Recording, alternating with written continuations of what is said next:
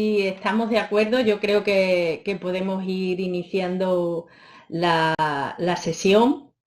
Os doy la bienvenida a esta nueva sesión de la Escuela Doctoral de Otoño del 2020. Y bueno, antes de nada empezaré recordando la importancia de que todos los micros, excepto el de las personas que estén interviniendo, estén cerrados. Y también el hecho de que el chat, pues, esperemos a utilizarlo después de estos saludos iniciales, empecemos a utilizarlos al final, en el turno de preguntas.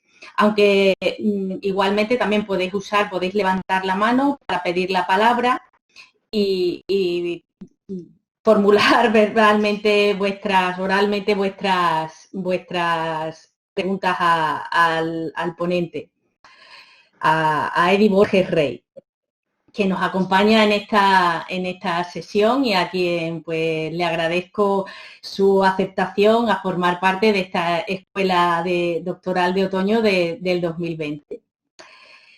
Como habéis podido ver en el programa, el profesor Borges Rey trabaja como profesor asociado en la actualidad en la Universidad de Northwestern, en Qatar, aunque él pues ha desarrollado su actividad académica, investigadora, profesional en diversos países: Venezuela, Vietnam, Reino Unido y también en España, donde se doctoró precisamente en la Universidad de Málaga en un programa doctoral anterior, el programa de Medios y Comunicación. Además, el profesor Borges Rey pues ha trabajado en el ámbito profesional de la comunicación en distintas áreas, en aspectos relacionados con el periodismo televisivo, la producción de medios y también las relaciones públicas, ¿no? En el ámbito de las relaciones públicas. Y su área de especialización académica es el periodismo digital, los medios emergentes, y en consonancia pues su investigación también se orienta en la misma línea, ¿no? En concreto, pues, sus trabajos analizan la interacción, la vinculación entre los medios, la tecnología, el poder, y de manera especial pues se centra en el periodismo de datos, los algoritmos y la alfabetización, ¿no? Y en esa línea, pues el profesor Eddie Borges Rey tiene valiosas contribuciones, ¿no?, en editoriales como Rave y en destacadas revistas científicas sobre la materia.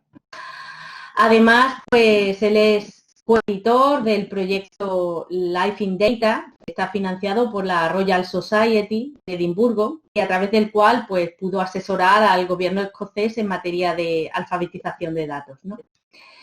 En la actualidad se encuentra trabajando en 2 monografías para Routledge relacionadas con el periodismo de datos. Y precisamente de esa temática nos va a hablar a continuación. Su ponencia lleva por título Una vida de datos, medios, algoritmos y cambio social en Latinoamérica.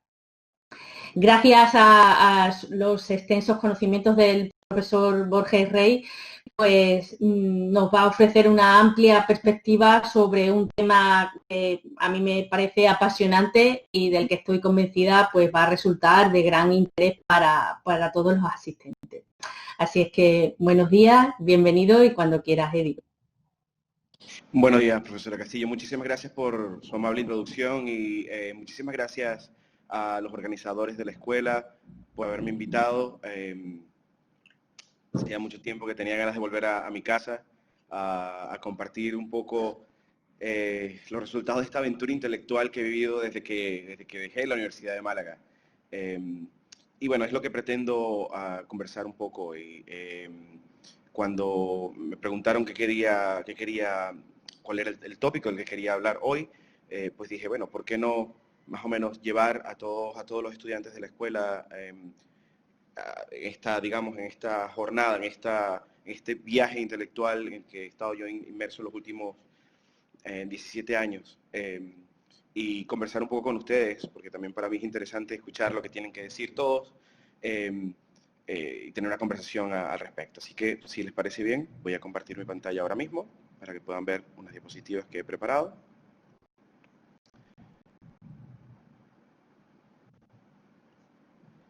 Y estamos aquí. ¿Se ve bien?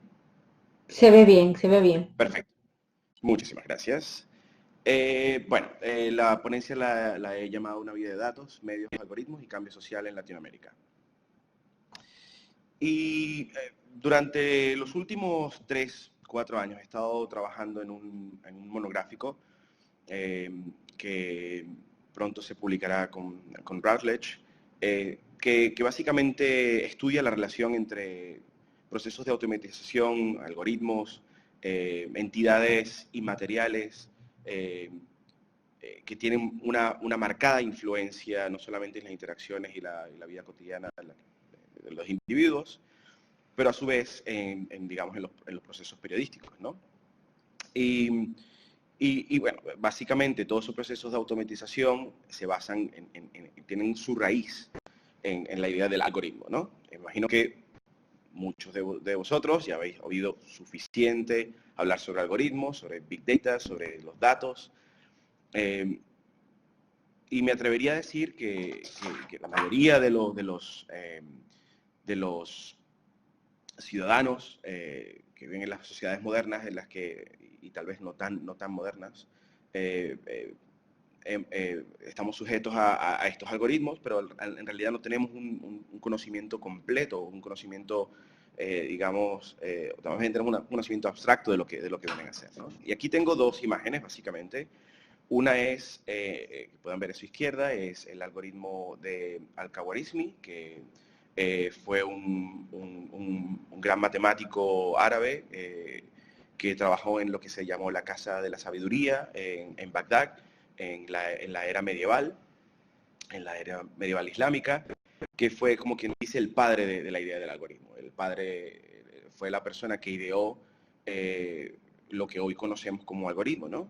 Y lo que tenemos a nuestra derecha, digamos, es lo que es la versión moderna, es la adaptación de lo que es el algoritmo de Euclides, un matemático filósofo griego, que es básicamente lo que es digamos, la estructura conceptual que le da,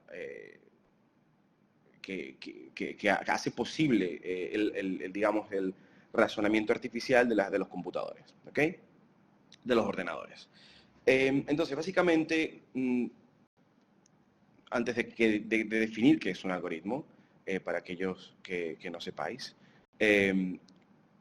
los algoritmos en gran medida, bueno, me imagino que muchos de nosotros hemos escuchado hablar del famoso algoritmo de Facebook o del famoso algoritmo de Instagram o de YouTube, porque, bueno, básicamente estamos día a día interactuando en esas redes sociales, ¿no? Interactuando en esas plataformas con amigos, con contenido, y estamos sujetos a los designios de estos algoritmos, ¿no? ¿Qué tipo de contenido recibimos? Depende de un algoritmo. ¿Qué tipo de interacciones llevamos? Depende de un algoritmo. ¿Y qué es un algoritmo? Básicamente es, desde el punto de vista filosófico, podríamos decir que es una entidad inmaterial que tiene una capacidad de seguir una serie de pasos, como se puede ver en el algoritmo de Euclides, que tienen una sucesión cronológica que dependen el uno del otro, y básicamente, digamos, si pensamos en el tipo de estructura mental que nosotros llevamos a cabo para llevar cualquier tarea, es básicamente eso. El paso 1 va a llevar a un paso 2, y el paso 2 va a llevar a un paso 3, y así sucesivamente, ¿no?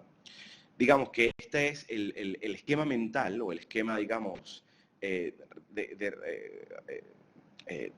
esquema racional que siguen los ordenadores. Los ordenadores, para poder llevar a cabo una serie de tareas, tienen que seguir un algoritmo, ¿no? Una serie de pasos estructurados que le van a llevar a un determinado resultado. Cuando hablamos del algoritmo de Facebook, cuando hablamos de algoritmos en entidades automatizadas,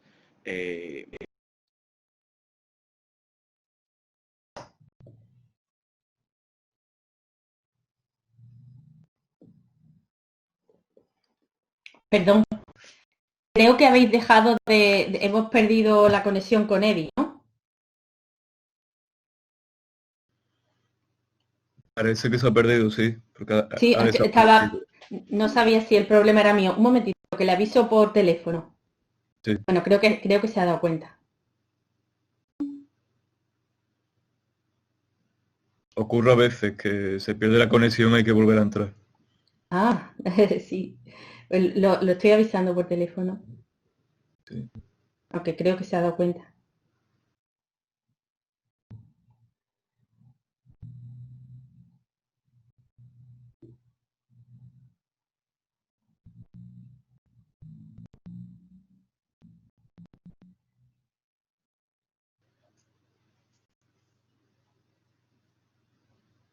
Por suerte o por desgracia ya el público está acostumbrado a este tipo Ah, de percances bien, bien, bien. y han demostrado que tienen mucha paciencia. Bien, bien. Bueno, además es eso, es lo que tiene también la virtualidad, ¿no? Que lo mismo nos perdemos estando físicamente. Igual llegamos tarde y no empezamos con la puntualidad que hemos empezado hoy, pero bueno, en el momento más inesperado puede ser que nos perdamos un poco, ¿no? Sí. Bueno, vamos a ver si puede. Yo me daba la impresión de que había aparecido así como una batería, algo como que era la batería descargada o algo así, Ah, igual era eso, no, pero no estoy segura. quizás saca sin batería en el portátil o algo. Puede ser. A ver si te responde. Una Debe, vez no, más, sí, paciencia, por favor. debe ser que no, que está mirando para conectarse de nuevo.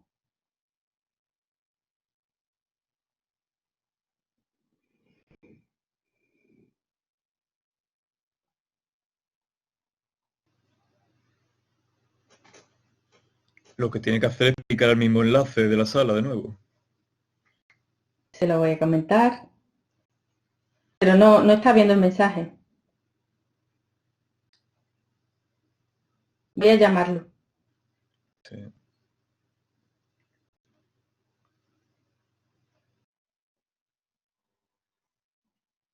momentito.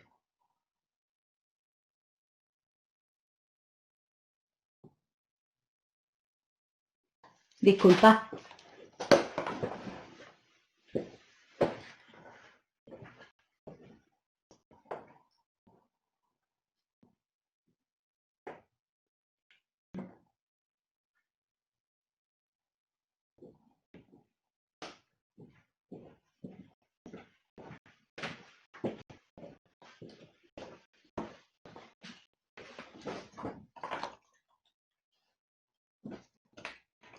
No, no lo coge.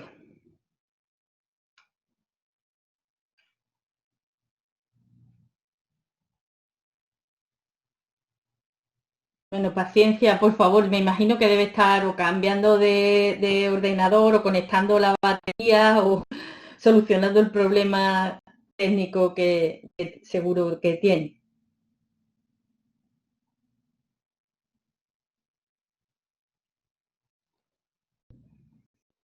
Por fortuna hemos empezado puntualmente.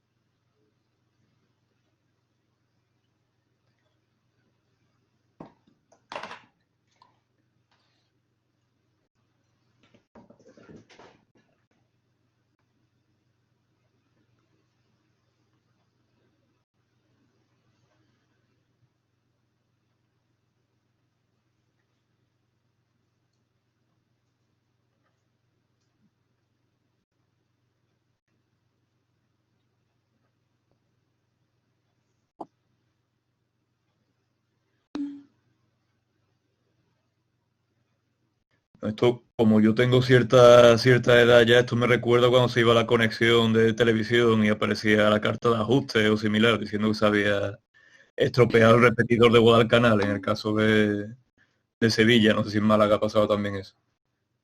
Bueno, yo es que más bien tenía el repetidor de Guadalcanal, Jesús. Lo tenía ahí al lado. Sí, sí, sí. Mm. Pero vamos, entiendo que en Málaga pasaría igual. Mira, parece que está uniéndose Eddie de nuevo. Ay, bien, bien, bien, bien. A ver si puede ser. Antes de que yo cuente más anécdotas de mi vida. De Venga, abuelo ya cebolleta. lo Qué tenemos curioso. ahí y a ver si lo podemos hacer moderador, Bien. Sí, sí, bien, Eddie. ¿vale? No, A ver, mucho más. ¿puedes hablar, por favor, Eddie? Sí, sí, claro, hola. ¿Me Bien, oyen? bien. Sí, sí, sí, ¿Qué ocurrió antes? perfectamente. No lo sabemos, creíamos que el problema era de tu conexión, porque todos los demás Oh, estábamos, caramba, disculpen entonces. pero no, vamos, no tenemos certeza de lo que pasó. Ok, ¿hasta dónde me escucharon? Pues estabas hablando del algoritmo de Euclides, y de los algoritmos, del funcionamiento de los algoritmos y cómo pues la mente humana funciona en ese sentido Muy y bien. Bueno, si les parece bien, vuelvo a compartir. Déjenme ponerla, porque ya me había pasado yo bastante. Ok. Muy bien. Voy a compartir de nuevo. Ujú.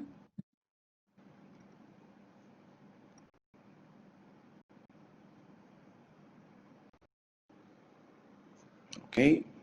Estábamos en esta En diapositiva, esa ¿verdad? diapositiva, sí, sí, ahí Muy bien. estábamos. Básicamente para recapitular, disculpen por la interrupción. Nada. Yo seguí hablando, hice como 2 diapositivas más. Y después fue que me di cuenta. Eh, ¿Hay alguna forma de tener en esta ventana también la ventana o solamente esto, ¿verdad? ¿La ventana de qué, perdón, Eddie? Del moderador, para saber si estoy en línea o no. Bueno, tú te ves abajo, ¿no? No hay, No, en no, una, en una, en lo único, una, no, lo único que yo veo es la pantalla de mi diapositiva. y en la parte inferior de tu pantalla no te aparece, mira, ahora está apareciendo Jesús Jiménez, no sé por qué. Sí, mira, Eddie, en la esquina inferior derecha de la pantalla, ¿Sí? la interfaz de Collaborate, hay un pulsador púrpura, una cruz blanca sobre un Sí. botoncito púrpura. Si pulsas ahí, que es lo que ha usado para compartir a ventana y Mm. tal, si le das a la segunda opción, que se ven dos caritas con un 78, que es el número de asistentes ahora mismo, arriba ves si apareces tú como parte de los, Moderadores, sí. sí, de los Estoy aquí participantes en la como, sesión. como moderador, pero a ver si puedo. Y como presentador estás ahora. Estoy como presentador, pero cuando paso a la diapositiva, pues ya no veo nada. Pero Sí. no importa, a ver, vamos a seguir y yo voy viendo a ver si no se ha desconectado. No, queda tranquilo que yo te aviso, ¿vale? Yo te aviso si no a través Muy de bien, un mensajito del móvil. perfecto, genial. Ok, genial. Bueno, para, digamos, recapitular con respecto a esto, eh, digamos básicamente que lo que ocurre hoy en día es que muchas de las interacciones en las que nosotros, digamos, eh, llevamos a cabo, o las que llevamos a cabo día a día, están de alguna manera mediadas por un algoritmo. Sin nosotros saberlo completamente, hay algún tipo de entidad inmaterial, virtual, guiada por una serie de pasos que han sido programados por alguna compañía o por algún ente público para discriminar, para analizar, para catalogar datos de individuos en la sociedad que ayudan luego a tomar mejores decisiones, o bueno, en teoría, mejores decisiones a la gente que trabaja en esas compañías y esos entes públicos. Entonces, digamos que la relación que existe entre un algoritmo, esa entidad que ha sido programada a través de una serie de pasos para discriminar, catalogar, analizar datos, y esos datos es sumamente clave, digamos, en nuestra sociedad moderna. Ahora, los datos también, digamos, vienen a ser algo bastante abstracto. Nosotros sabemos que los datos personales que existen, sabemos que hay una ley de protección de datos, sabemos que hay, que todo el mundo habla del Big Data, pero realmente datos, como concepto, es bastante abstracto. Entonces, ¿qué vienen a ser los datos? Muchos de nosotros sabemos lo que son los datos, pero no todo el mundo lo sabe, ¿no? Y esa es la clave aquí dentro de este asunto. Entonces, por ejemplo, aquí tengo una serie de ejemplos de cuestiones en las que interactuamos a diario y que generan una serie de datos que otras entidades utilizan, ¿no? Entonces, vendría a ser, por ejemplo, tarjetas de fidelización o tarjetas de crédito o de débito de los bancos, que cada vez que nosotros efectuamos una transacción o cada vez que queremos almacenar, recolectar puntos para luego, qué sé yo, tener algún tipo de voucher o de tener algún tipo de cuestión gratis o algún tipo de premio, cada una de esas transacciones se almacenan en una base de datos, ¿no? Una base de datos que puede ser o bien una hoja de Excel, que a medida que sus datos se van almacenando y están allí, lo que ocurre es que las personas que trabajan en esas compañías tienen la posibilidad de que un algoritmo analice todos esos datos y les ofrezca una serie de resultados que ellos luego toman en cuenta para sus decisiones. Y esas decisiones pueden ser, por ejemplo, qué productos están vendiendo bien y qué productos no están vendiendo bien, qué áreas físicas de la tienda están mejor configuradas para que la gente vaya y compre o no. Y ya, todos esos principios luego trasladados al entorno virtual, como por ejemplo en plataformas de e-comercio o redes sociales, pues adquieren un nuevo valor en una dimensión, ¿no? Ya que, bueno, ayudan a estas compañías a desarrollar perfiles psicométricos, digamos, perfiles de la personalidad bastante precisos de cada uno de los individuos, para desarrollar una dieta de contenidos personalizados para cada uno de nosotros.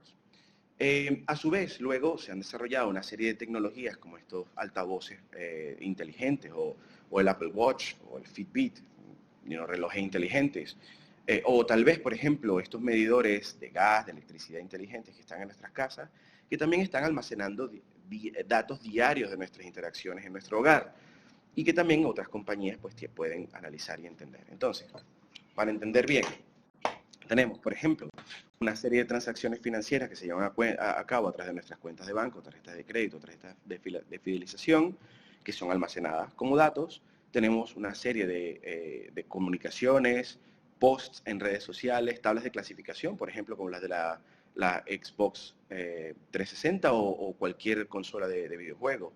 Clics, búsquedas similares dentro del Internet. Todas esas se recolectan a través de interacciones en línea. Tenemos también datos de geolocalización o sensores en la casa que almacenan datos biométricos, de reconocimiento facial, audio. Tenemos sistemas omnipresentes de circuitos cerrados de televisión que se encuentran en las calles. Y todo eso está almacenando datos día a día, ¿no? Entonces, imagínense la cantidad de datos que se genera día a día de cada uno de nosotros, ¿no? El problema que tenemos es que todos estos datos se han estado usando desde que el concepto de Big Data surgió como bien a insumo, ¿no? Como un producto que debe ser mercantilizado. Y es interesante que un estudio desarrollado por Pushman y Burks en 2014, en el que hicieron un análisis textual de una serie de artículos noticiosos, reportes de compañías y de corporaciones, briefings y publicidades sobre el Big Data. La mayoría de palabras que se utilizaron y la mayoría de términos que se usaron, elementos discursivos que se utilizaron, básicamente representan o conceptualizan el Big Data como una fuerza de la naturaleza que debe ser controlada o bien un recurso que debe ser consumido. ¿Okay? Y, bueno, indudablemente hay una serie de problemas con respecto a eso, porque si nos ponemos a pensar que los datos y los algoritmos constituyen la infraestructura no solamente social, pero cultural, política y de otro tipo de ámbitos, en el que se sustenta, digamos, las sociedades modernas, tenemos un serio problema, porque, bueno, básicamente hay una serie de corporaciones que están liderando el uso y el consumo de la generación de datos a través de la utilización de algoritmos como bien mercantil, ¿ok? Y para extraer, digamos, información y conocimiento que luego se usa para mejorar, digamos, el patrón financiero, el patrón, digamos, mercantil de estas compañías. A pesar de esto, bueno, ha habido muy buenas intenciones en el mundo, y este fue uno. Este es la cumbre del grupo de los 8, que se llevó a cabo en 2013, en el que los líderes de los países industrializados, o los países, digamos, punteros en industrialización a nivel mundial, se comprometieron a establecer lo que se denominó como el Open Data Charter, la Carta de Datos Abiertos, que comprometía a cada uno de esos gobiernos a convertirse en gobiernos más transparentes. ¿Qué significa esto? Bueno, que se iban a desarrollar una serie de políticas y portales de datos abiertos para que los ciudadanos, apoyados por la ley, pudieran descargar pudieran tener acceso a cualquier tipo de datos de los gobiernos, para ellos poder, digamos, cerciorarse de que los gobiernos estaban tomando decisiones adecuadas, de que todo se desarrollaba en un marco de transparencia, y de que los ciudadanos estaban contentos con las decisiones que los gobiernos estaban tomando, ¿no?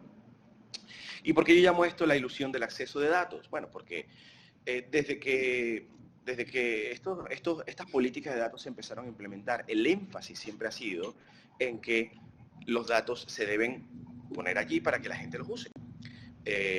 Los datos deben estar allí al alcance de los ciudadanos, los datos deben estar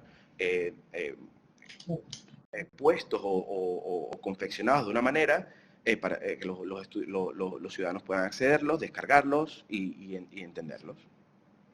Cuando en realidad los ciudadanos, la mayoría de los ciudadanos no tienen la capacidad o, digamos, las competencias para poder entender esos datos. Y eso fue una de las cuestiones en la que yo trabajé muy arduamente, como Ana explicó al principio.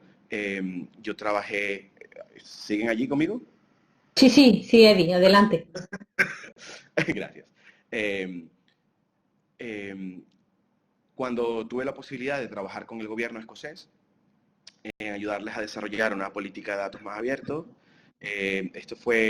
nosotros básicamente trabajamos como representantes de la sociedad civil con el gobierno escocés en esta iniciativa que se llama Open Government Network, que es una iniciativa global en la que representantes de la sociedad civil trabajan en colaboración con el gobierno para ayudarles a desarrollar, digamos, políticas de datos abiertos, políticas de transparencia que sean más equitativas, balanceadas y transparentes. Entonces, yo tuve que trabajar con el equipo que se encargaba de desarrollar la infraestructura de datos abiertos, y al principio el énfasis era, como se pueden imaginar, en desarrollar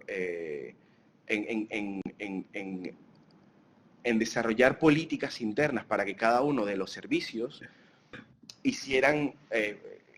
recolectaran datos de manera adecuada, y que a su vez esos datos estuvieran disponibles en los portales en línea. Pero nunca se desarrollaron a la par ningún tipo de políticas educativas para ayudar a los ciudadanos a entender esas políticas, a entender esos datos, ¿no? Entonces existe una brecha. Existe básicamente una brecha entre lo que es la idea de los datos abiertos, que ahí existe un énfasis en la democratización de datos, que se hagan datos, que los datos estén allí, que haya muchos más datos disponibles para la gente, y hay una brecha entre eso y el conocimiento y la inteligencia que solamente están ahora mismo accesibles a una cantidad muy reducida de ciudadanos, que digamos que son esos que pueden entender cómo un algoritmo les puede ayudar a entender o a utilizar de manera significativa datos para ellos poder hacer decisiones, para ellos poder tomar decisiones. Y básicamente este triángulo que ven aquí ayuda a entender muy bien, digamos, esos niveles. En la base de esa pirámide, de ese triángulo, tenemos en la primera parte, que debería ser una concienciación, o sea, que la gente entienda que los datos existen y que los datos se usan de una forma para generar, digamos, información que luego se transforma en conocimiento y en sabiduría últimamente, ¿no? Entonces, esos datos usados durante la toma de decisiones en corporaciones y gobiernos permanecen, digamos, disponibles para ese reducido grupo. Y la idea, bueno, si vamos a democratizar los datos, pues deberían también democratizarse los conocimientos para entender esos datos, ¿no? Entonces, básicamente, digamos que este es el trasfondo conceptual de lo que yo quería hablar hoy. Y lo que voy a hablar a continuación es una serie de, digamos, de resultados que obtuvimos a través de un proyecto que fue, como bien dijo la profesora Ana, financiado por la Royal Society of Edinburgh en Escocia, y en el que trabajamos con el gobierno y con representantes de la sociedad civil en conceptualizar primero lo que era la alfabetización en el uso de datos y luego tratar de implementar o desarrollar políticas en cada una de estas organizaciones cívicas, civiles y gubernamentales y públicas, para que ellos pues desarrollaran políticas de fomento de la alfabetización de datos, en el uso de datos. Y bueno, conversar un poco de cuáles fueron los resultados de esta investigación, digamos, de acción participante, ¿no? que llevamos a cabo. Este fue un proyecto en el que trabajamos junto con mi colega, el doctor Greg Singh, y básicamente constituimos una red de investigación que incluía, obviamente, académicos, pero también representantes de la sociedad civil, de organizaciones civiles y del gobierno, trabajando todos juntos para luego tener mejores resultados. Y desarrollamos una serie de seminarios y jornadas de trabajo con cada uno de estas organizaciones y cada una de estas personas para discutir estas ideas y para tratar de ver cómo las implementábamos. Entonces, una de las primeras cuestiones que tratamos de definir era qué era la alfabetización en el uso de datos, ¿no? Y bueno, como pueden ver ahí tienen todos esos pocos de numeritos pequeñitos, base de datos no estructurada, no secuencial, y como se puede imaginar, entender este conjunto de números así a vuelo rasante es bastante difícil. Los seres humanos no poseen un nivel de abstracción suficiente como para poder ver, digamos, las tendencias o los cambios en los patrones de esta data, ¿no? Entonces, lo que normalmente nosotros utilizamos es algún tipo de aplicación o de software que nos ayude a visualizar esas tendencias, ¿no? Y como pueden ver aquí al lado, hay lo que se llama una infografía que básicamente nos ayuda a entender esos datos mejor. Aún así, muchas infografías tienden a ser bastante abstractas, ¿no? Y no siempre los datos tienen que ver con una base de datos y una infografía. Entonces, la primera definición a la que nosotros llegamos fue que la alfabetización en el uso de datos es una competencia que nos permite interpretar datos como constructo social. De esta manera podemos comprender el papel de los datos, que los datos juegan en la mediación de nuestras relaciones interpersonales y a su vez la manera en la que los individuos se relacionan con su entorno. Entonces, no solamente cómo nosotros llevamos a cabo una serie de interacciones y cuál es el significado de esas interacciones, sino nosotros también cómo nos relacionamos con el entorno en el que vivimos y qué efecto tiene eso en nosotros, ¿no? Entonces, digamos que veremos cómo hay dos dimensiones en esta faceta de la alfabetización en el estudio, en el uso de datos. Una es más instrumental, entender, digamos, tener capacidad para entender números y para entender estadísticas y entender información, pero a su vez entender la dimensión social de estos números y cómo pues, ellos funcionan como un constructo social. ¿Siguen allí? Seguimos, Eddie, seguimos. Tú Perfecto. Quédate tranquilo, que yo te aviso. Genial. Entonces, digamos,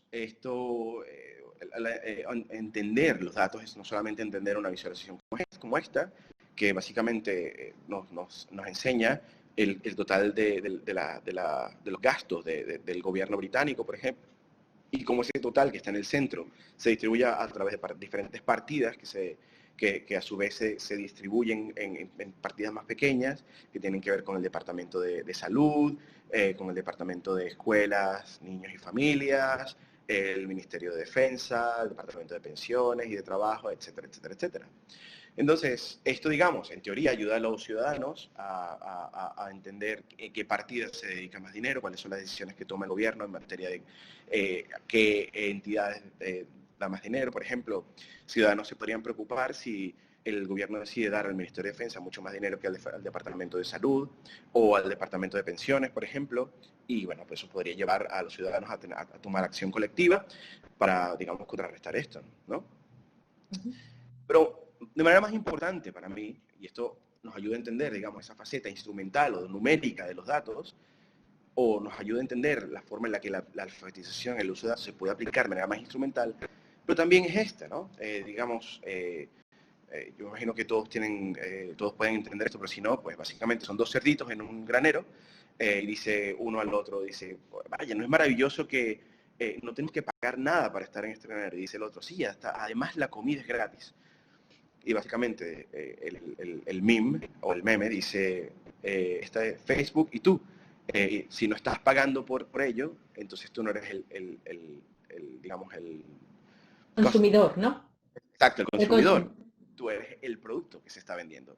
Entonces, no muchas personas, y esto se los puedo garantizar, no muchas personas entienden que el modelo de negocio de grandes plataformas como Facebook, YouTube, Instagram, Google, es básicamente los datos que nosotros estamos generando a través de cada una de las interacciones, a través de cada uno de los clics, a través de cada una de las cosas que hacemos cada vez que estamos sentados enfrente de un ordenador o usando nuestro móvil, para luego ellos usar todos esos datos.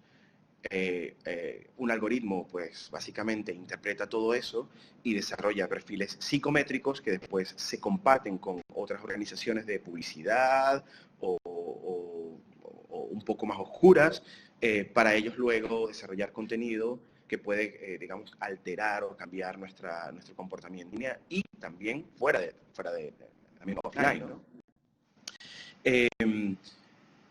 Así que mucha gente básicamente abren su cuenta de Facebook y piensan, oh, qué maravilloso, tenemos esta plataforma que nos permite estar conectados con nuestros amigos, nuestras familias.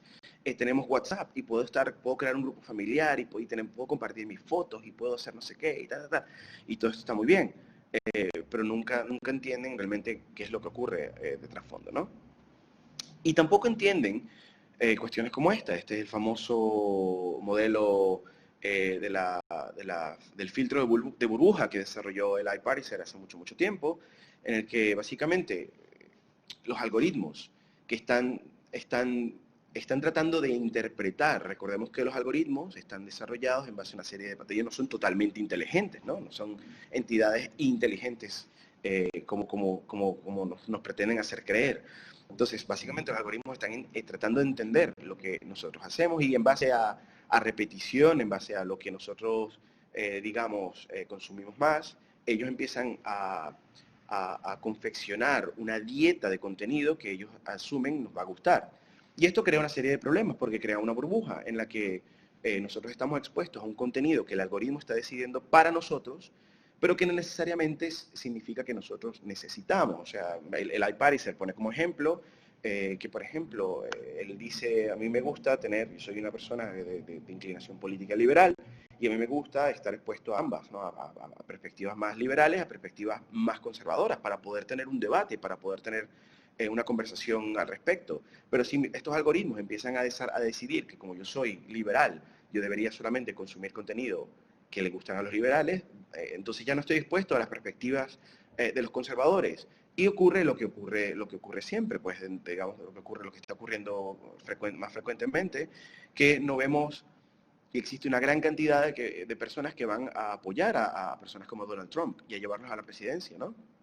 Porque creemos que básicamente de manera ilusoria las redes sociales nos están haciendo creer que todo el mundo piensa como nosotros, si somos liberales, por ejemplo, si somos conservadores, y que no existe una amplia cantidad de personas que piensan distinto a nosotros. Entonces no existe esa conversación que básicamente es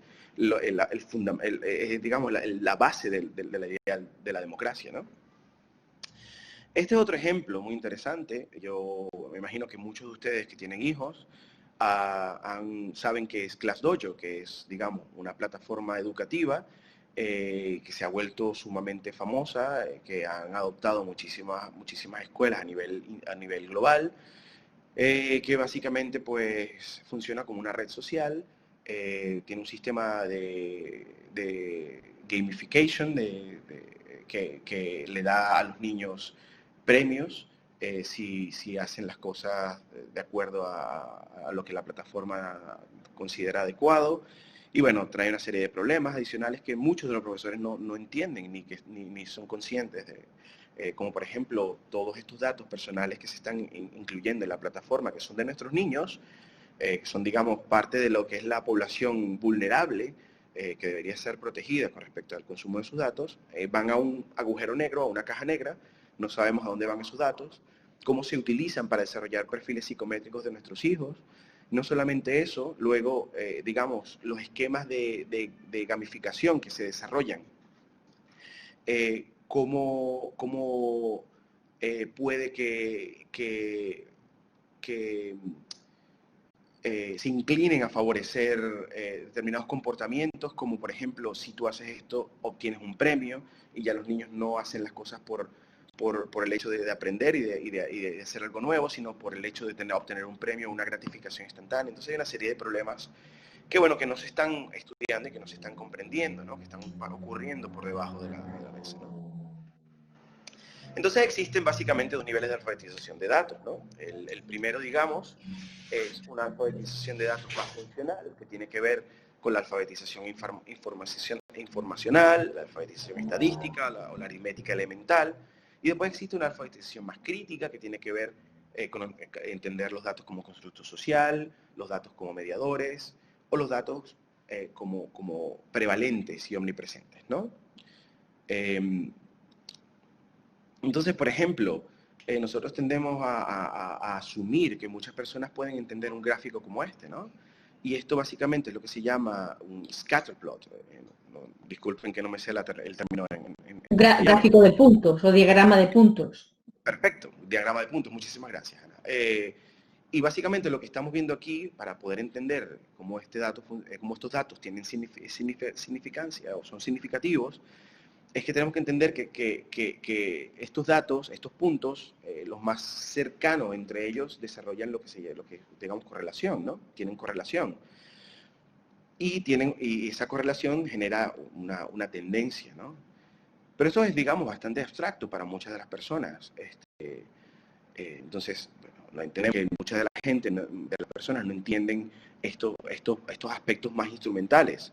Pero no solamente eso. No sé si ustedes han estado viendo el programa de Jimmy Kimmel. Es un programa de estos late night shows, y él tiende a tener una sección en esa en la que él va y le hace preguntas tontas a la gente en la calle, ¿no? Y básicamente este es un programa en el que él le pregunta a la gente si ellos han visto un Homo sapiens, ¿no? Y aquí, por ejemplo, esa señora dice, sí, vi uno en el zoológico. Y básicamente él utiliza esto como una forma de ridiculizar a la sociedad americana, ¿no? A demostrarle a la gente cuán tontos los americanos son, ¿no? Pregunta como otra pregunta, ¿cuánto estarías dispuesto a pagar para salvar al Homo sapiens, ¿no? ¿Estarías dispuesto a pagar $100 al mes para salvar al Homo sapiens? Y él dice, no, más bien pagaría como 50, ¿no? Y así vamos viendo. Esta mujer dice, bueno, si se van a extinguir es muy triste, pero bueno, al final del día a mí no me interesa, no me importa. Y esa señora dice, bueno, salvemos al Homo sapiens, vamos a dejar al Homo sapiens morir, ¿no? Este ejemplo, digamos, si vemos el programa y vemos esta sección, todos pensaríamos que la mayoría de los americanos son tontos, son idiotas, digamos, ¿no? Lo que no se nos está mostrando aquí es la cantidad de americanos que tal vez entrevistaron y que dijeron, Homo sapiens, ¿qué te refieres? Los Homo sapiens somos nosotros. La gente que sí sabía que era un Homo sapiens. indudablemente ellos no van a mostrar esa cantidad de personas porque ellos tienen una intención, ¿no? Y esto básicamente refleja muy bien lo que es la diferencia entre la población y la muestra, ¿no? Que es un concepto estadístico clave que nosotros no tendemos a entender. Por ejemplo, nosotros asumimos que esto es verdad. Nosotros vemos este programa y asumimos que la mayoría de los americanos son tontos, pero lo que no estamos viendo es que esta muestra no es representativa de la población, no es representativa del común de los americanos, que la mayoría de los americanos probablemente sepan que es un Homo sapiens, pero nunca se nos mostró. Entonces, la muestra, digamos, no es completamente imparcial, es completamente sesgada. Y cuestiones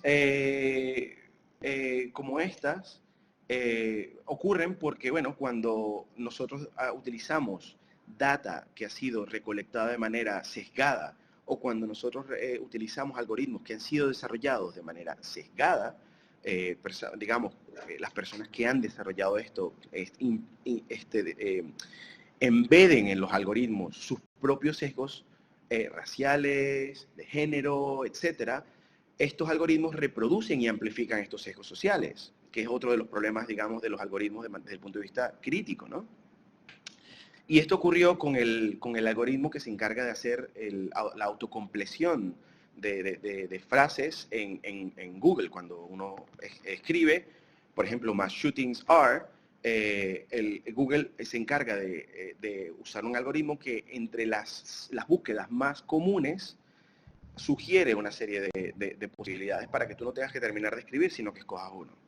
Entonces, lo que empezó a ocurrir, y esto fue un estudio que desarrolló Jonathan Albright de Columbia University, es que él empezó a ver que las cuestiones que se amplificaban o que el algoritmo sugerían eran bastante horribles. No quiero ni siquiera mostrarles las que puso con respecto a personas de color o a feministas o cuestiones por el estilo, que fueron bastante atroces. Pero pueden darse cuenta que básicamente el algoritmo aquí, si un niño empieza a buscar información sobre esto, va a terminar siendo redireccionado a cuestiones bastante problemáticas, ¿no? Entonces estamos viviendo en un mundo de creciente incertidumbre. El valor que la información tenía en el pasado, la información que nosotros tomábamos, por ejemplo, de los medios de comunicación o de los periodistas, o que asumíamos que era real y que era veraz y que nosotros utilizábamos para tomar decisiones en materia, por ejemplo, que presidente o congresista escogíamos para representarnos, empiezan a convertirse, digamos, completamente inciertas. No sabemos realmente si tienen el mismo valor. Y no solamente eso, por ejemplo, bueno, aquí tenemos una de las plataformas, de las web más importantes de chequeo de hechos, de fact-checking en Estados Unidos, donde un algoritmo de Google está compartiendo como publicidad fake news, noticias falsas. Así que ni siquiera se salva organizaciones como PolitiFact. Esta era una historia, una fake news que decía que Melania Trump se estaba yendo de la Casa Blanca, ¿no? Entonces, además de esto, tenemos el problema que básicamente nosotros ya no estamos tomando decisiones racionales, sino que cada vez tomamos más y más decisiones en base a nuestras emociones, ¿no? Entonces, básicamente, el uso de datos, en teoría, debería mejorar las destrezas racionales de los individuos, ¿no? Y, indudablemente, esto nos lleva al problema de la privacidad, ¿no? Nos lleva al campo de la privacidad. Y nosotros estamos ahora mismo, pasamos de la era del Big Data a la era de la inteligencia artificial, y lo próximo que viene es la era de las casas inteligentes, ¿no? de la Internet de las cosas. Y esto fue un estudio sumamente interesante, desarrollado por una serie de universidades punteras del mundo, en el que básicamente pusieron un sensor al dispensador de papel higiénico del baño, para, digamos, el sensor iba a ayudar a la gente a que, bueno, cuando se estuviera acabando el papel higiénico, esto enviaba una notificación al supermercado para que enviaran papel higiénico a la casa antes de que se nos acabara el papel higiénico. Increíble. El problema es que estos investigadores se dieron cuenta que ellos podían deducir, a través de los datos que recolectaba un pequeño sensor en el rollo de papel higiénico, quién dentro de esa casa estaba en el baño, cuánto tiempo en en promedio tardaban en el baño, y si era una señora o una chica de la casa, podían determinar cuando esa persona estaba en su periodo. Imagínense eso, y perdonen el ejemplo un poco más, pero básicamente un sensor tan sencillo como ese, posicionado en el dispensador de papel higiénico, en el baño de nuestras casas, puede, digamos, convertirse en un serio problema para nuestra privacidad. Y bueno, el problema es que nuestra privacidad es un asunto tan intangible, ¿no? Es una cuestión tan variable. Porque si se ponen a pensar qué pasaría si ciertas compañías tuvieran nuestros datos personales de antemano, como por ejemplo una compañía que tuviera acceso a esos datos en el dispensador de papel higiénico, imagínense, si tuviésemos problemas de salud, significaría que tuviésemos que pagar seguros médicos más caros, ¿ok? Porque bueno, ya la compañía de seguro tendría nuestros datos, ya sabrían que nosotros representamos un riesgo para esa compañía y tendríamos que pagar seguros médicos más caros. O por ejemplo, si tuviéramos sobrepeso, tendríamos que pagar tickets de vuelos más caros, tickets de aerolíneas más caros, porque bueno, nosotros pesamos más y ese peso influye más en el... Yo tengo un impacto mucho más, digamos, significativo que una persona delgada en la forma en la que se gasta el combustible de ese avión. Entonces podemos ver cómo dentro de poco vamos a tener, digamos, vamos a ver esta tiranía en los modelos predictivos, en los modelos que determinan, predicen en base a los datos que existen ahora, patrones, comportamientos en el futuro. Hace poco en el Reino Unido hubo una cuestión sumamente interesante, era que David Cameron, cuando era el primer ministro en el Reino Unido, él quería compartir los datos personales de los pacientes del Servicio Nacional de Salud con Google, ¿ok? Porque bueno, Google quería tener acceso a todos esos datos. Imagínense tener acceso a nuestros datos personales de salud, digamos de salud. Y la gente, bueno, por supuesto no quería que hubiese acceso a eso, que tuvieran acceso a eso, ¿no? La ironía es que él básicamente quería compartir todo esto con las industrias de las ciencias de salud, incluido biotecnología, productos farmacéuticos, tecnologías biomédicas y todo esto, ¿no? La gente, digamos, se asustó mucho porque decían que, bueno, que podían desarrollar perfiles psicográficos mucho más precisos, que podían llevar a desarrollar cambios significativos en el comportamiento de la gente. Años luego, Google, por supuesto, tuvo acceso a esos datos a través de una aplicación que se llama DeepMind, que muchos servidores de la salud estaban usando para, digamos, organizar sus jornadas laborales. Pero es que más allá de que eso pasara o no, de que bueno, si Google tiene acceso a nuestros datos personales, nosotros estamos cediendo esos datos personales de manera completamente sin problema. Nosotros lo hacemos a través de estos dispositivos.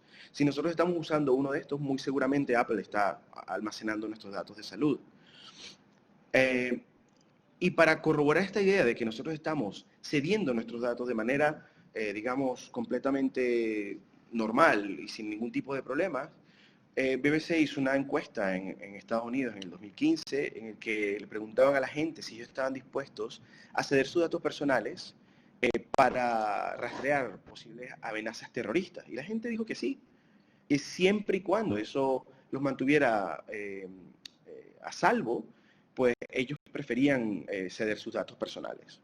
Claro, esto también tiene un trasfondo, que los gobiernos se han enredado de hacer la amenaza terrorista, de crear digamos, un marco de miedo alrededor para que la gente, pues, impulsada por ese miedo, pues, haga cuestiones como esta. Y hace poco vimos básicamente, gracias a un trabajo de investigación periodística, como una compañía conocida como una compañía llamada Cambridge Analytica utilizaba los datos personales de usuarios de Facebook para desarrollar perfiles psicométricos que luego se vendían a campañas electorales en diferentes países para desarrollar contenido de publicidad basada en miedo u otras cuestiones para cambiar el comportamiento o la intención de voto de los ciudadanos. Entonces, básicamente, el perfil psicométrico determina si una persona que está en este punto no ha decidido a qué votar, que si quiere votar a un determinado presidente u otro o a determinada decisión, ellos lo que hacen es determinar qué respuesta o qué conducta irracional premia en este tipo de personas, si es el miedo, o si es la ira, o si es otro tipo de emoción, para desarrollar, digamos, campañas de publicidad dirigidas a generar más miedo, a generar más juicio de valor, a generar más rabia, para hacerles cambiar de parecer en su intención de voto. Y muchos de nosotros estuvimos considerando si debíamos borrar nuestros perfiles de Facebook o no, porque bueno, Facebook tiene acceso a 81 puntos de medición, que se dice pronto, no solamente en base a cada una de las cosas que nosotros hacemos en la plataforma, también desde dónde nos conectamos, cuánto tiempo permanecemos en nuestro ordenador, qué otras cosas revisamos mientras estamos, tiene acceso incluso al historial de búsqueda de nuestros exploradores. Y lo irónico del asunto es que Facebook siempre ha sido bastante claro en base a sus políticas de datos. Ellos desde hace mucho tiempo nos han dejado ver de manera muy clara que el modelo de negocio que ellos llevan a cabo es la venta de nuestros productos personales, de nuestros datos personales, ¿no? Y eso lo puede ver en los términos y condiciones que nosotros le hemos dado a aceptar sin leer, ¿no?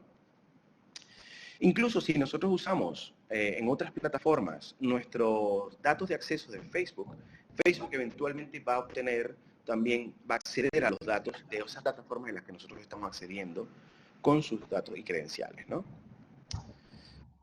El problema es que estos algoritmos, básicamente, a medida que las tecnologías avanzan, se convierten en algoritmos mucho más inteligentes, ¿no? Básicamente están basados en no solamente modelos como los que vieron al principio, el modelo del algoritmo euclidiano, que básicamente es una serie de pasos. Ahora están usando tecnologías como el deep learning o el machine learning, en el que básicamente se usan los ideales de autoaprendizaje que utilizamos los humanos para evolucionar, pues están ahora siendo utilizados por los algoritmos. Y los algoritmos ahora, en base al ensayo y el error, empiezan a aprender y se han vuelto muy efectivos.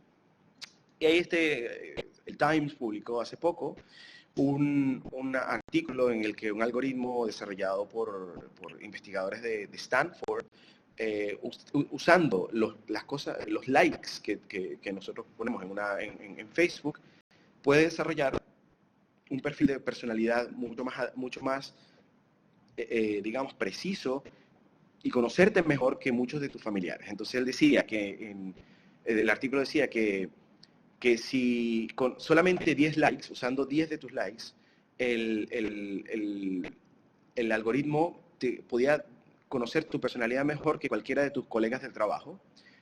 Con 70 podía conocerte mejor que cualquiera de tus amigos, y con 150 likes podía conocerte mejor que cualquiera de los miembros de tu familia. Ese es el problema que esto puede acarrear, ¿no? Que un algoritmo pueda saber mejor qué te gusta y qué cuestiones, tus rasgos de personalidad mejor que la gente con la que has vivido toda tu vida, ¿no? Entonces podemos ver que se generan dos epistemologías, ¿no? Nosotros estamos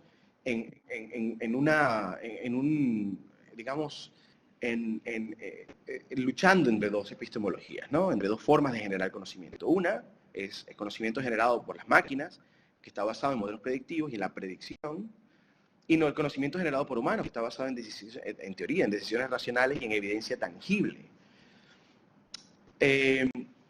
Entonces, ¿qué ocurre?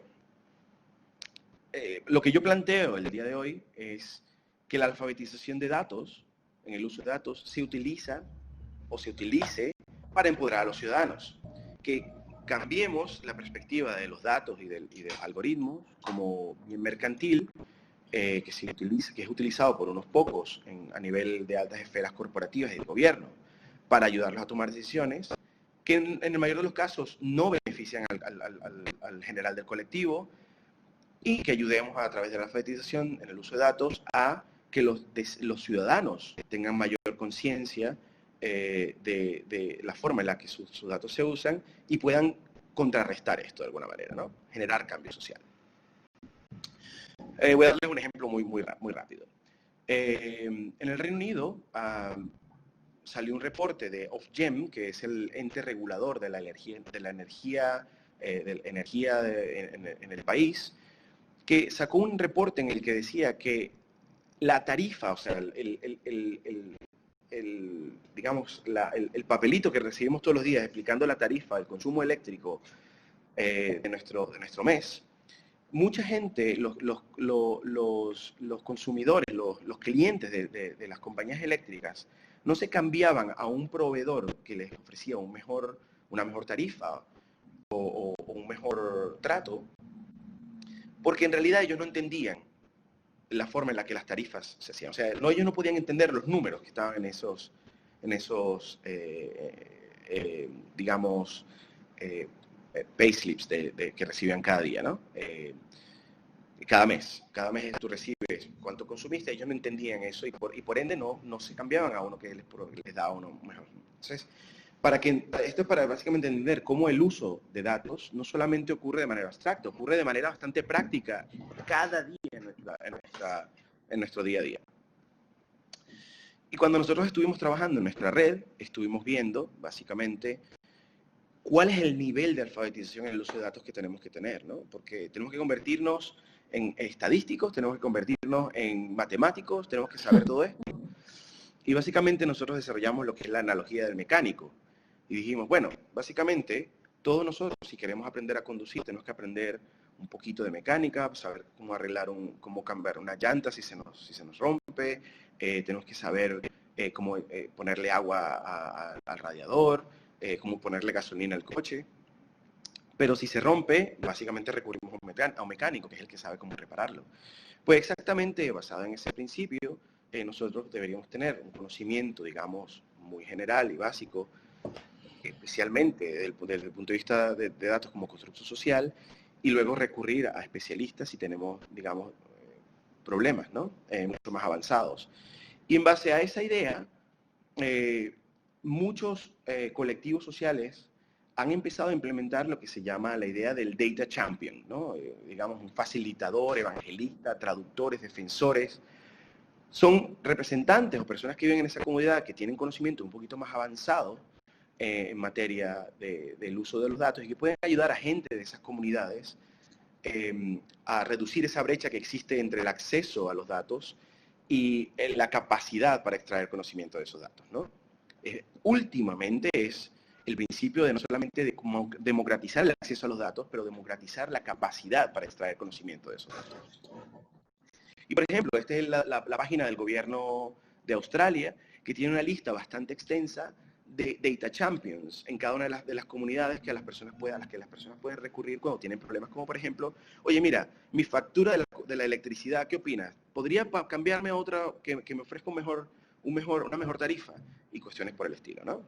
Entonces, a continuación me gustaría, y aquí estamos hablando del tema de cómo estos datos ocurren o qué impacto tienen en Latinoamérica, voy a hablar rápidamente de una serie de elementos en la que estos Data Champions han cambiado drásticamente la forma en la que los datos se usan, los datos son usados en las comunidades del sur global, y voy a hablar en particular de un ejemplo de Uruguay. Por ejemplo, es en Senegal. Básicamente, esta es Mariam Jame, que es una Data Champion, que ayuda a gente en Senegal a entender los datos. Entendamos que el problema en el sur global es que recuerden que el acceso a Internet no es totalmente,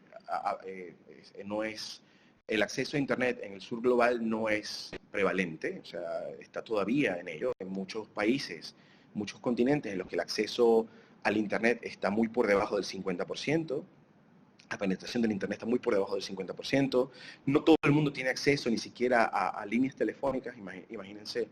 Y el problema es que compañías como Google, Facebook, ya el mercado en el norte global está saturado y están tratando de ir al sur global, implementando iniciativas tecnológicas para facilitar el acceso al Internet en el sur global, para ellos expandir su mercado, ¿no? Allí. Entonces se hace mucho más prevalente e importante que los ciudadanos entiendan la importancia de los datos, ¿no? Esto es DataSitu, que también ocurre en Tanzania. También tenemos aquí, por ejemplo, ellos dicen, DataSitu trata de empoderar comunidades para entender, para hacer mejor uso de decisiones basadas en evidencia para mejorar sus vidas, ¿no? Otra iniciativa que es maravillosa es en Nigeria, y es lo que se llama las Naija Data Ladies. Son jóvenes mujeres que han aprendido periodismo de datos y que están utilizando periodismo de datos en sus comunidades para hablar de los problemas sociales y empoderar esas sociedades, ¿no? Entonces no solamente el hecho de que ciudadanos ayuden a otros ciudadanos, es que, por ejemplo, en el caso de estas niñas, estas chicas, ellas se enfocan en problemas de género y utilizan los datos para enfatizar esos problemas y para buscar soluciones. En Vietnam, por ejemplo, los Data Champions están ayudando a granjeros a reforestar la selva tropical luego de que ellos pues han deforestado la cuestión para sus cosechas, y luego están ayudándolo a usar datos y ciencia para poder reforestar las áreas para que, bueno, no tenga un impacto en el ambiente, ¿no? Otro ejemplo, por ejemplo, es en Canadá.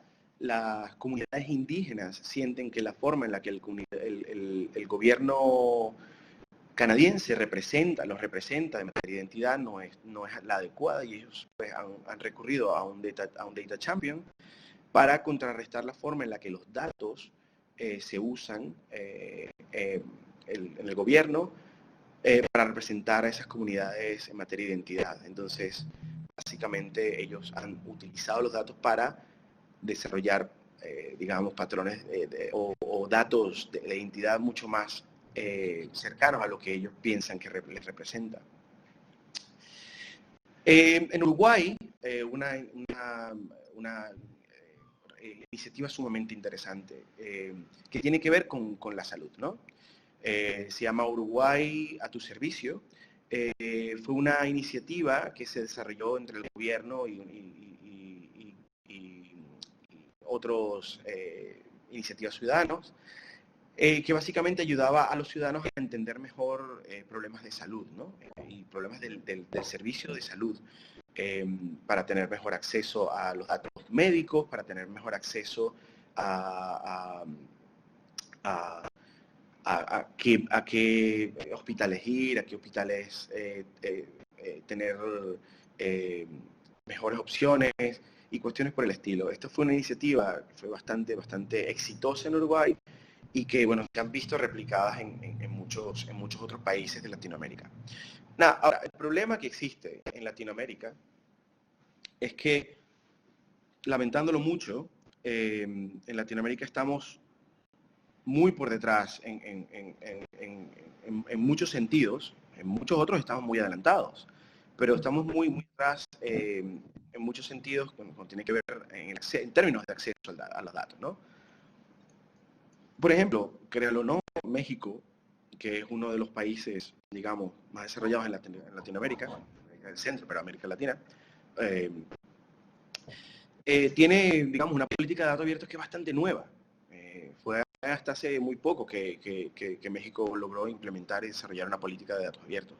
Muchos de los países, mi país, Venezuela, pues no tienen políticas de datos abiertos. Los gobiernos operan en un marco de, digamos, oscuridad completa. Ellos no tienen ningún tipo de transparencia.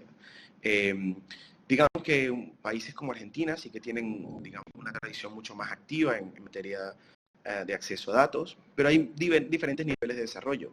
Diferentes países tienen diferentes políticas de acceso a datos, están en muchos casos tratando de desarrollar esas políticas, luchando porque esas políticas se desarrollen.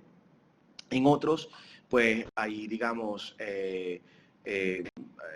hay periodistas de datos ayudando a que esas políticas se implementen de manera efectiva y real, porque bueno, en muchos países puede que se desarrollen las políticas, pero luego no se llevan a cabo de manera efectiva. Muchos países tienen bastantes, digamos, iniciativas de activismo en las que pues se trata de abrir esos datos de los gobiernos.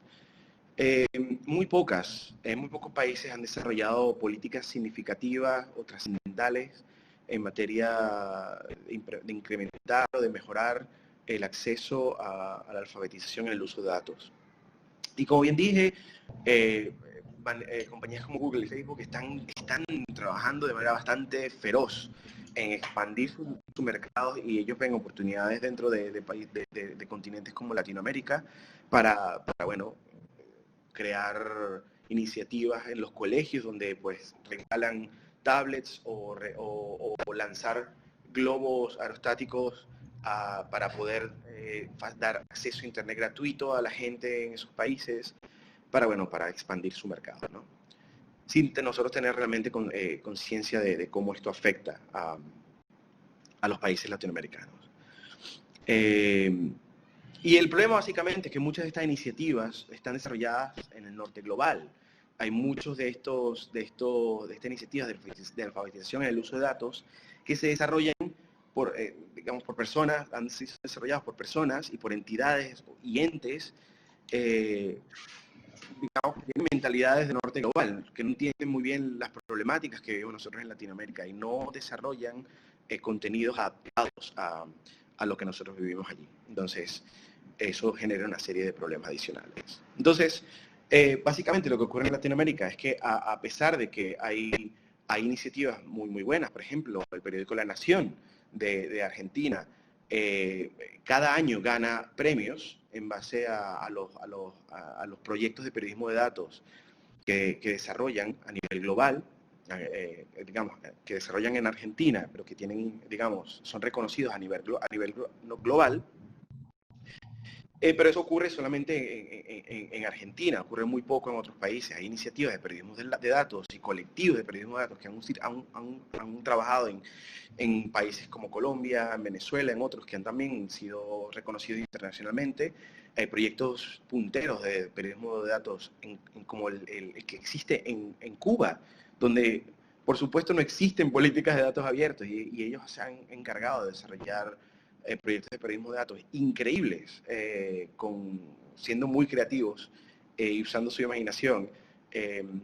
Pero bueno, esto es el inicio de un camino mucho más arduo que tenemos adelante, en el que podemos, tal vez en un futuro, esperemos no muy lejano, empezar a utilizar los datos de manera un poco más activa y transparente para empoderar a los colectivos sociales, a los colectivos civiles en Latinoamérica. Así que bueno, con esto concluyo mi presentación y me encantaría pues ahora compartir con ustedes digamos, una rueda de preguntas y respuestas en la que podamos pues tener una conversación interesante al respecto. Muchísimas gracias.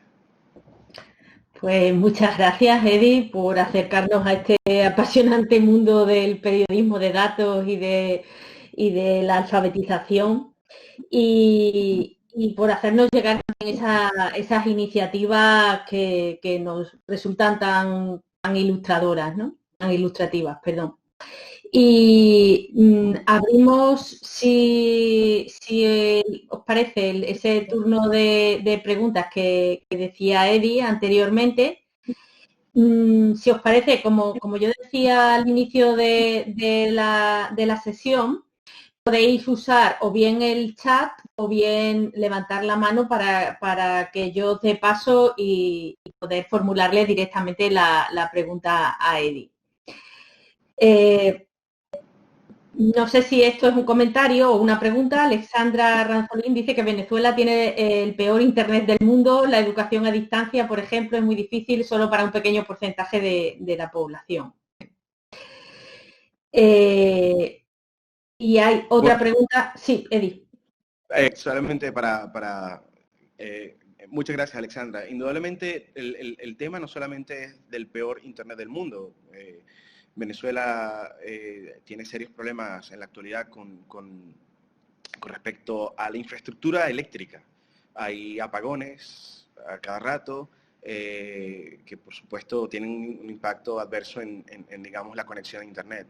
Así que imagínense, Venezuela, la situación es tan precaria que no es solamente un problema de acceso al Internet, es un problema de acceso a los servicios básicos, incluido alimentos, incluido medicina. O sea, bueno.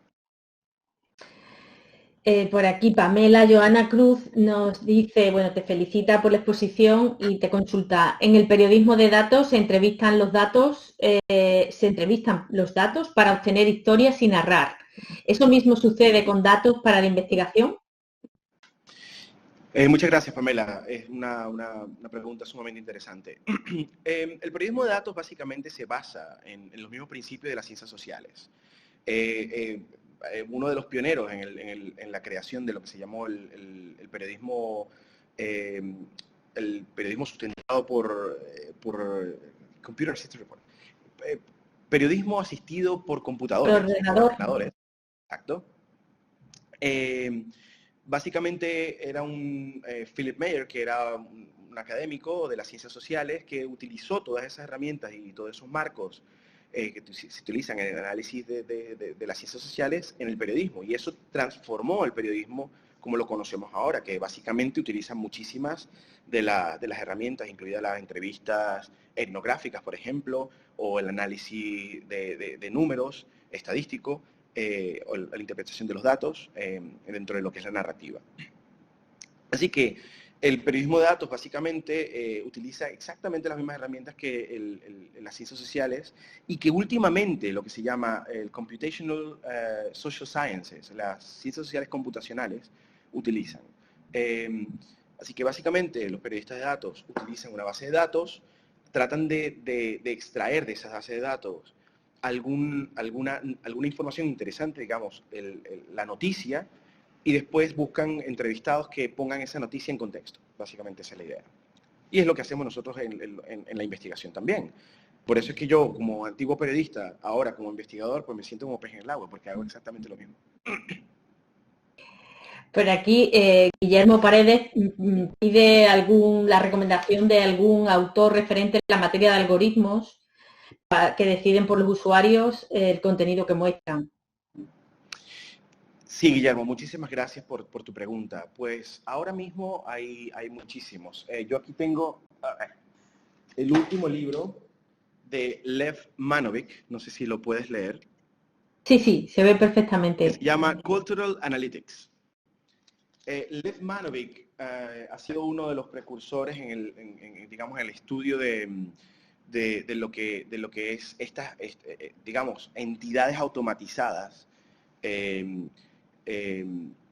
y cómo ellos, pues, gerencian nuestras culturas, nuestros elementos sociales, digamos, las políticas a las que estamos expuestos.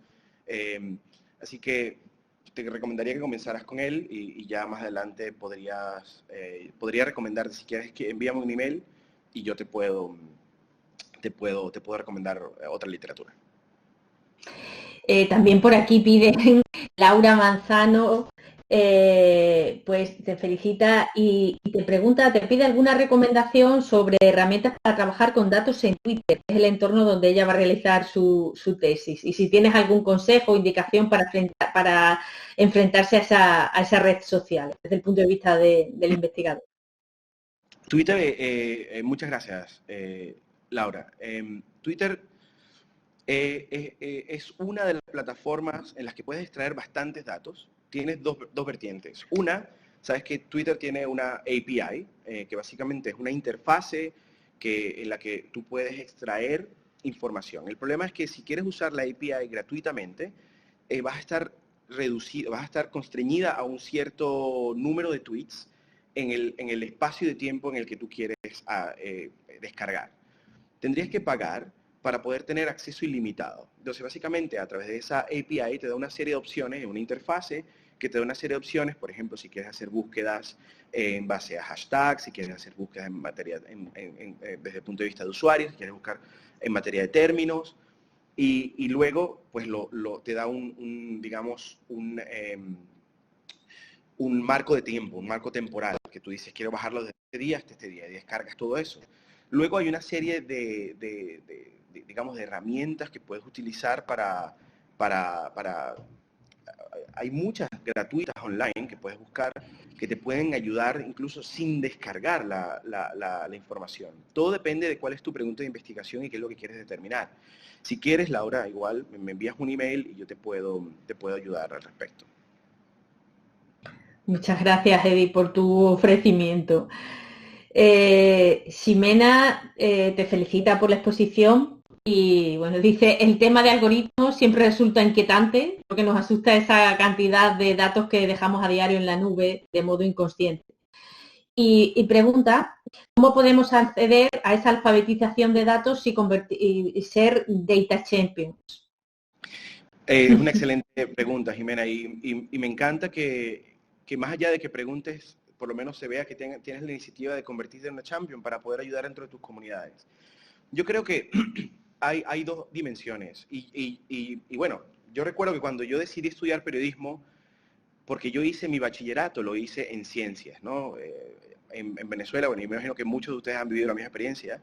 Cuando uno quiere o cuando uno tiene inclinaciones humanísticas, las familias tienden a decir, no, tú tienes que ser doctor, o tienes que ser abogado, o tienes que ser ingeniero para poder ser alguien en la vida. Y yo creo que todos en Latinoamérica, o muchos en el sur global, hemos vivido esto, ¿no?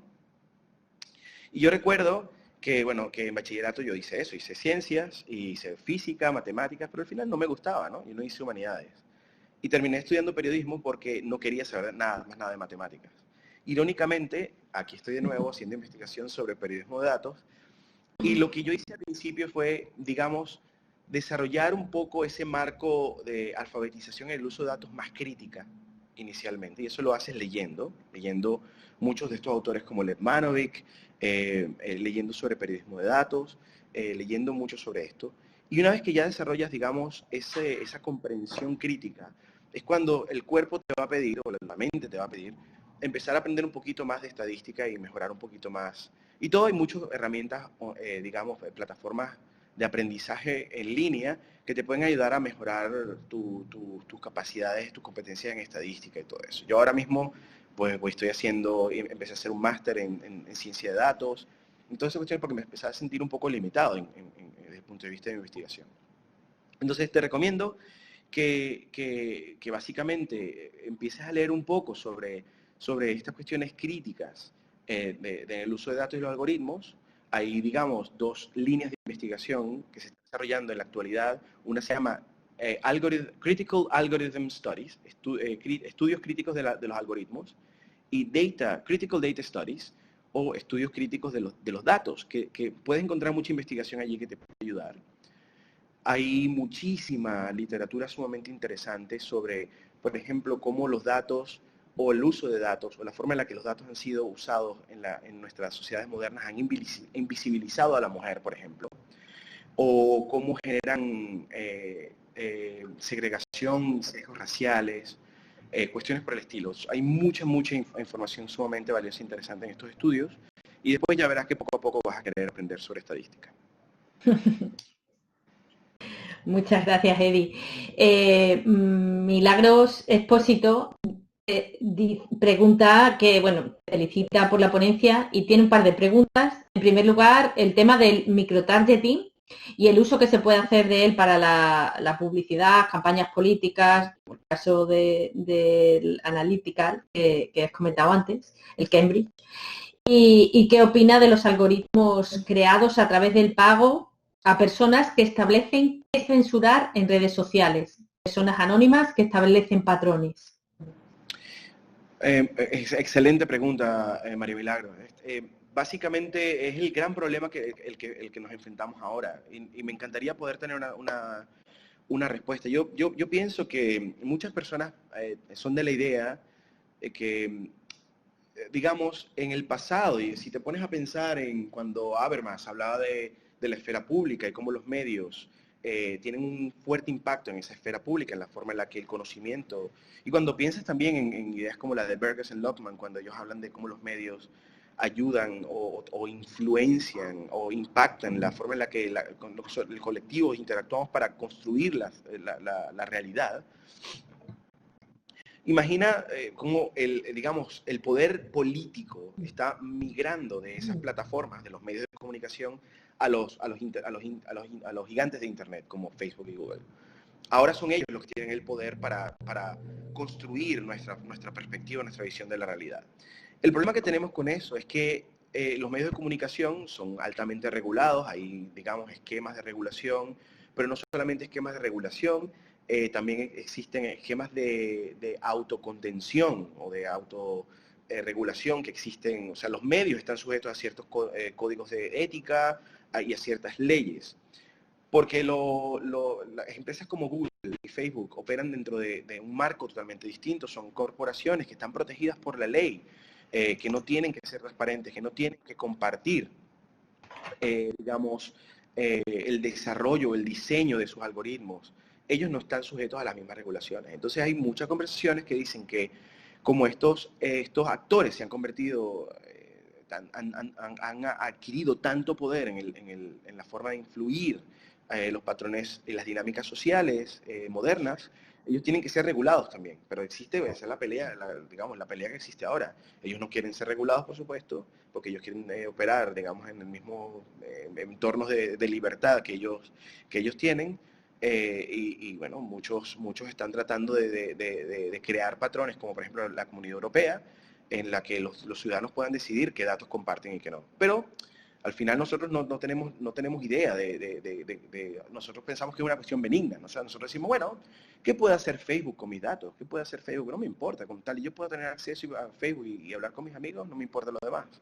Entonces, básicamente, para mí, lo que puede cambiar todo esto es que los ciudadanos nos convirtamos en mucho más, entendamos mejor la forma en la que nuestros datos se usan para que nosotros podamos contrarrestar esto, ¿no?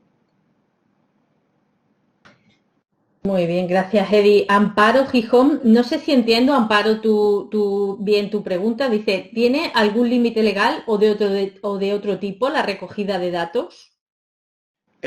Amparo, lamentándolo mucho, el único marco legal que existe para regular de alguna manera esto es el GDPR, la Ley General de Protección de Datos implementada por la Comunidad Europea. Ellos, cuando la Comunidad Europea logró implementar esto, fue una gran victoria celebrada por todos los paladines de datos, por todos digamos, las iniciativas de datos a nivel mundial.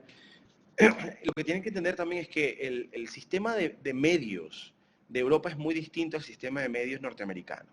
El sistema de medios de Europa es un sistema de medios menos comercial y más de servicio público. Y por ello, pues los medios están sujetos a sistemas de regulación muy distintos a los que tienen en América, por ejemplo. América, el sistema de medios es liberal, es basado en el comercio, en el mercado y muy poco en el servicio público. Entonces, allí premia mucho las leyes que protegen la libertad de comercio, la libertad de mercado, la libertad de expresión. Entonces, muchos de estas organizaciones se amparan en esas leyes para poder operar de manera poco transparente. Entonces, muchos países están empezando a ver en el sistema que implementó la Comunidad Europea un éxito en el que por lo menos los ciudadanos tienen la capacidad de... A mí me da risa cuando mucha gente, después de que esto se implementó, se empezó a quejar. Perdón. Vaya problema, ahora tengo que aceptar o rechazar en cada una de las aplicaciones y páginas. Sí, dale gracias a la Comunidad Europea de que ahora tú tienes el control sobre tus datos y que puedes decidir no compartir las cookies, que puedes decidir no compartir tus datos. y puedes decidir que tus perfiles psicométricos no se hagan. Entonces, bueno, con un poquito de suerte, podremos ver que este sistema se implementa más y más y que compañías como Google y Facebook, que tienen tanta influencia política, empiecen a ser regulados, ¿no? Muchas gracias, Eddie. No sé, Amparo, si has levantado la mano, no sé si era para explicar más la pregunta o ya queda suficientemente respondida. Sí, buenos días. Era para explicar un poco más lo que quería decir. No obstante, Eddie ha dado una respuesta bastante clara y amable. Muchísimas gracias. Enhorabuena por esta ponencia. Gracias, Amparo. Muchísimas gracias. Muy amable. Muchas gracias, Amparo. No sé si de momento no me aparece ninguna pregunta más. Yo voy a aprovechar porque tengo dos curiosidades. Una es sobre los Data Champions. ¿Su trabajo es como voluntarios o suelen ser contratados por parte de los gobiernos de manera... Bueno, ¿les pagan por hacer su trabajo o lo hacen de manera voluntaria? La mayoría de los paladines estos de datos son voluntarios que viven en las ciudades, viven en las comunidades, y bueno, ellos tienen mejores competencias en el uso de datos y ayudan a la gente de sus comunidades. A la comunidad. Es totalmente altruista, ¿eh? Y luego otra curiosidad también, es que, bueno, el periodismo de datos requiere pues, una buena formación, conocimiento o capacidad económica para subcontratar esa tarea en el caso de medios de comunicación, por ejemplo, que no puedan llevarlo a cabo directamente, pues requiere eso, al menos capacidad económica para subcontratar esa tarea. Pero ese periodismo de datos vive a la vez con el que desde hace un tiempo se viene denominando periodismo ciudadano, ¿no? Y ese periodismo ciudadano se caracteriza precisamente porque es ejercido en muchas ocasiones por particulares que tienen unos conocimientos muy escasos en tecnología, ¿no? Sin embargo, han logrado jugar un papel muy relevante en la sociedad actual, ¿no? Entonces, mi curiosidad o mi duda es de qué manera se puede o qué efectos puede tener este éxito del periodismo de datos que decide que nos conoce tan bien, que sabe lo que nos gusta, que sabe lo que queremos escuchar, lo que queremos leer, lo que queremos comprar. Y pues, ¿cómo afectará eso o cómo crees, cuál es tu opinión de cómo afectará al periodismo de ciudadano, ¿no? Si se verá más relegado, si al final van a tener sí o sí que aprender un poco de periodismo de datos o si convivirán ambas tendencias. Es una pregunta excelente. Yo he tenido la posibilidad, la oportunidad y el privilegio de hacer dos proyectos sobre periodismo de datos, uno en Vietnam y otro en China, ¿ok? Y una de las cuestiones que es sumamente interesante es, entiendo tu punto con respecto al periodismo de datos. Recuerda que el periodismo de datos no tiene, los periodistas de datos no tienen el mismo acceso que tienen los gigantes de Internet a los datos personales, ¿ok? Los datos personales están protegidos. Google y Facebook tienen acceso a esos datos porque esos datos son almacenados dentro de sus plataformas. Y por lo tanto, nuestros datos se convierten en su propiedad, ¿ok? Nosotros lo estamos cediendo de manera gratuita.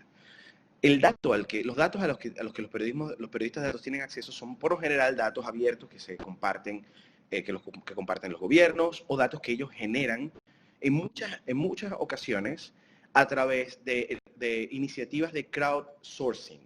O básicamente le piden a los usuarios en Internet que completen una serie de datos. En muchas ocasiones no son muy efectivas, ¿okay? La gente no hace nada al respecto, la gente no se involucra, digamos, ¿no? Ahora, en China ocurre una cosa sumamente interesante, ¿no? Bueno, por ejemplo, iniciativas de crowdsourcing que funcionaron muy bien, como una que vi en Vietnam, que fue sumamente interesante, que una de las provincias más pobres de Vietnam el gobierno aprobó un plan urbanístico muy grande y mucha gente invirtió dinero allí. ¿Qué ocurre? Que nada ocurrió después de 2 años, nada se terminó de construir ahí y la gente se quedó con el dinero. O sea, la compañía que estaba haciendo el desarrollo urbanístico se quedó con el dinero. Los periodistas de datos escucharon esta historia y fueron a la provincia y las personas que invirtieron en esto empezaron a darle los documentos de todo esto y ellos crearon un proyecto de periodismo de datos que al final hizo que el gobierno pusiera presión a la compañía y le devolviera el dinero a toda la gente. Entonces aquí se puede ver un proyecto colaborativo entre los ciudadanos y los periodistas que tiene un efecto de cambio social bastante significativo, ¿no? Y que en teoría es lo que ocurre un poco cada vez que yo enseño periodismo en un país del norte global, digamos, ¿no? Que yo trato de explicarle a la gente el valor que el periodismo tiene en el sur global. Recuerdo cuando yo era periodista, con nosotros teníamos un deber con las comunidades. El periodismo allí realmente se convierte en la voz de las comunidades, ¿no? Para que el gobierno haga algo, ¿no? Al respecto. El periodista va a las comunidades y digamos, amplifica esos problemas para que, o expone esos problemas para que los gobiernos hagan algo al respecto. Entonces, ¿qué ocurre? En sitios como China, donde el periodismo de datos lo hacen los periodistas, pero también lo hacen las compañías como Google y Facebook. Ahí existen grandes compañías de internet como Tencent, los que están detrás del WeChat, que es una plataforma de mensajería como el WhatsApp, bastante potente en China. Ellos hacen también periodismo de datos. Hacen periodismo de datos con todos los datos que almacenan de sus usuarios. Como tú dices, esos periodistas de datos entonces hacen noticias que pueden tener potencial para alterar el comportamiento de los ciudadanos. Pero a su vez, lo que se llama el self-media o el periodismo ciudadano allí es sumamente potente en China. Porque los periodistas ciudadanos en China son como celebridades de YouTube. Entonces tienen un follow-up muy grande, tienen mucha gente que los sigue. Y ellos también, entonces hacen periodismo de datos porque saben que en China los números tienen mucho valor. Los chinos creen mucho en los números. Entonces, la ecología mediática en China es sumamente rica y diversa. Y estaban ocurriendo una serie de mediaciones que vale la pena estudiar. Entonces, bueno, yo tuve la oportunidad de echar un vistazo ahí de todo lo que estaba ocurriendo y es sumamente interesante. Claro, es muy difícil hacer investigación en materia de la percepción de los usuarios en China, pero bueno, por lo menos para tener, digamos, una visión de cómo esa ecología ocurre fue sumamente interesante. Muchas gracias, Eddie. ¿Hay alguna pregunta más por aquí? Amparo pregunta por el proyecto de Data Ladies. Dice, ¿cómo resuelven el problema de la conexión a Internet? ¿Hay información sobre ellas? Me interesan mucho estas iniciativas de mujeres. Bueno, recuerda que Amparo, yo no sé, en Latinoamérica, en muchas partes donde no hay acceso a la Internet, una cuestión que ocurre, que es muy prominente, son lo que se llaman los cybercafés. Son, digamos, pequeños negocios donde hay una cantidad inmensa de ordenadores con acceso al Internet y mucha gente va allí a usar el Internet, ¿vale? No tienen acceso desde su casa, pero son pequeños, son establecimientos comerciales que venden el acceso al Internet. Tú pagas 1 hora, 2 y tienes acceso. No creo que ellas tengan una presencia en Internet donde puedas irte a una página a obtener más información. Yo creo que se han escrito una serie de artículos sobre las Neja Data Ladies. Voy a tratar de conseguir alguna cosa con mis contactos en Nigeria, a ver si podemos acceder a algo y conseguirte algo más. Envíame un email, por favor. Y también en la misma línea, gracias Eddie, en la misma línea iba más o menos una petición de Sofía Sánchez que pregunta si existe alguna página que recoja la mayoría de los proyectos de los Data Champions. No, Sofía, lamentándolo mucho no lo hay. Recuerda que estos Data Champions es una iniciativa, primero, muy escasa, o sea, es algo que está ocurriendo en comunidades muy particulares. Y recuerda que la alfabetización en el uso de datos no es general, no es generalizada, no todo el mundo tiene acceso a esto. Entonces la mayoría de las comunidades de las sociedades modernas y no tan modernas no tienen Data Champions.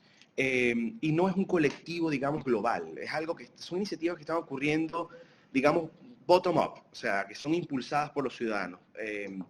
Así que si estás interesada a convertirte en una Data Champion, lo mejor que te puedo es que te prepares tú y tú mismo empiezas a implementar eso en tus comunidades. Y tal vez iniciativas como esa tienen después el soporte del gobierno, o de la alcaldía o de la gobernación de donde vivas, de la municipalidad donde vivas.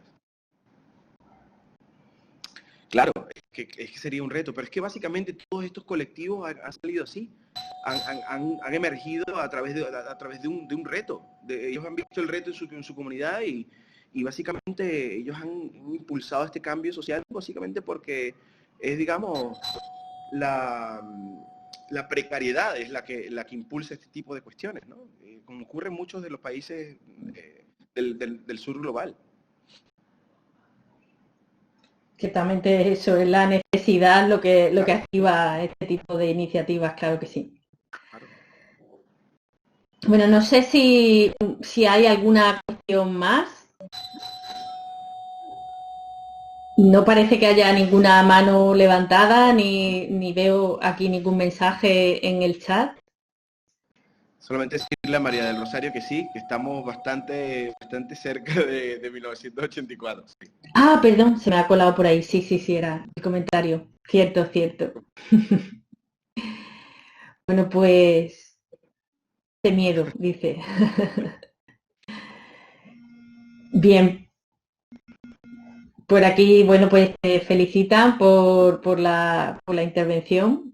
Ha sido un enorme placer. Muchísimas gracias por vuestras preguntas. Todas súper interesantes.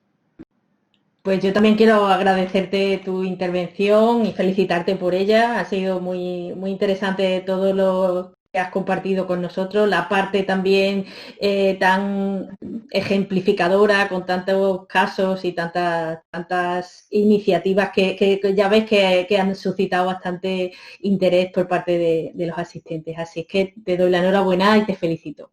Muchísimas gracias y gracias por tu moderación. Excelente interacción y gracias por conversar conmigo al respecto. Muchas gracias. No sé si los moderadores por encima de mí quieren intervenir o cerramos la sesión. La siguiente creo que empieza a las 12:30, si no me equivoco, Jesús. Empezamos a las 12 la siguiente, hay 12 perdón. minutos de descanso.